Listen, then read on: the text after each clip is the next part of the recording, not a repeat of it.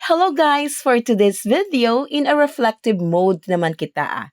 As I am scanning my phone, kay gusto ko mang delete videos, kay medyo puno na ang memories ng cellphone ko, I came across a video I recorded maybe mga 4 to 5 months ago.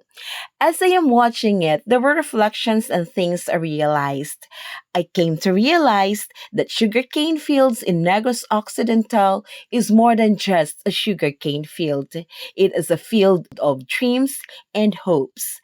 Sa malaba nga mga iniras sang tubo, sa kadaruwang, sa kadakalaanan nga ginahulipan, sa malapad nga latagon sang green, tall, and slender stalks plant, ini mga tubo nga nagasaot upod sa paghuyop sang hangin, nagahambal sa aton sa mga istorya sang handom kag paglaom. Ang pagtanom kag pagpalambo sa mga tubo upod man sa pagtanom kag pagpalambo sa mga silent prayers and aspirations sa mga ginikanan nga nagatalauma sang tubo para sa ila kabataan.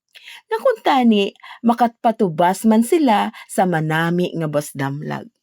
Sa ila pagtanom sini mga tubo, upod man ang pagtanom sang handom para sa ila paninmalay kag kabataan. In the vastness of these green fields are untold stories, stories of motivated dreams, vibrant hopes, and yearnings and aspirations for a better future. The sugarcane fields of Negros Occidental is a story of sweet scent of cane blended with the earthly smell of the soils, nourished by the sweat and toil of countless industrious hands with hearts full of hopes and dreams. Sa kada pamanagbanag sa kaagahon, samtang ang mga tunog ara pa sa dahon sang tubo, ining mga mapisan nga kamot, ining mga tiil nga ginakapoy man, pero nagapangibabaw ang pagkaresponsable sang sakakapoy.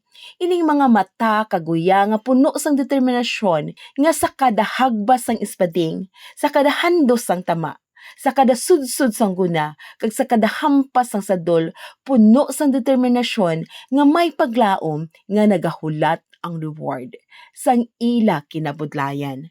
Paagi sini, mapakaon nila ang ila kabataan, mapapirtihan pa eskwelahan, kag mapabalunan. Sa pihak sang kakapoy, sa init sang nagatag-iti nga adlaw, kag sa bunok sang ulan, ang handom kag paglaom wala nagapalaw sa ila tagipusoon. Matuod gid nga ang katubuhan sa Negros Occidental duta sang handom kag paglaom. Thus, this is not just a field, it is a place where dreams are sown and harvested. These sugar canes are more than just a crop, it is a symbol of resilience, of hard work, of aspirations.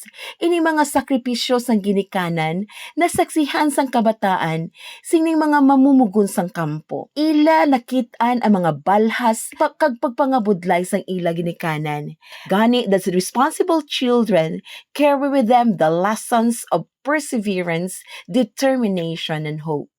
Apang, ang realidad nga may mga kabataan nga wala ginahatagan importansya ang pagpaninguha kag sakripisyo sang ila ginikanan. Pero mas damo ang mga kabataan nga responsable nga kung sa diin naghatag katumanan sang handom sang ila ginikanan.